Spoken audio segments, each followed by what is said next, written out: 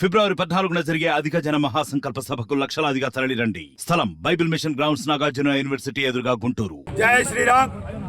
ఈరోజు హిందూపురంలో హిందూ ముస్లిం క్రిస్టియన్స్ బాయి అనే విధంగా అందరూ కలిసిమెలిసి ఉండాలనే తత్వం మా రామభక్తుల్ని.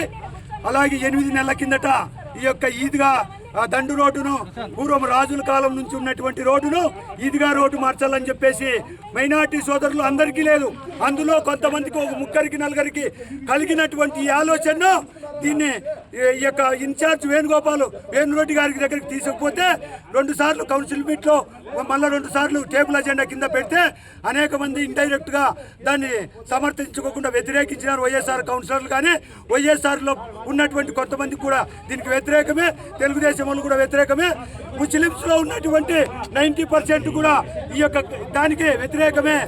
ఊరు బాగుండాలా, ఊర్లో అందరూ బాగుండాలా, అందరిలో మనం బాగుండాలనే తత్వము మేము ఈరోజు శాంతియుతంగా మేమందరం అక్కడ వందలాది మంది పోయి మేము మెమోరాండం కమిషనర్ గారికి ఈ యొక్క దాన్ని రద్దు చేసి యథావిధిగా కొనసాగించాలా. ఆ దండు రోడ్డును ఏదైతే ఉందో అదే కొనసాగించాలా. లేడీసు మాకు దండు రోడ్డు బైలాంజనేయ స్వామి యొక్క పేరును నామకరణం చేయాలని చెప్పేసి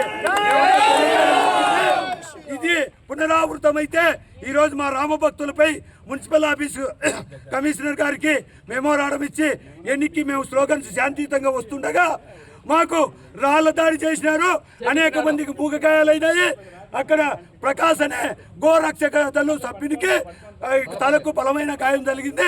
మేము దీన్ని పెద్ద ఎత్తున ఆందోళన చేపడతాము. అధికారులు కూడా ముందే మా దగ్గరికి అక్కడ వచ్చిండి ఉంటే ఈ యొక్క గొడవ జరిగేది కాదు. ఇంటెలిజెన్స్ వాళ్ళు అందరూ వచ్చారు, కానీ పోలీసు అధికారులు ముందే ఉన్నట్లయితే బాగుండేది అని చెప్పేసి మేము వాళ్ళకు కూడా తెలియజేసుకుంటున్నాము.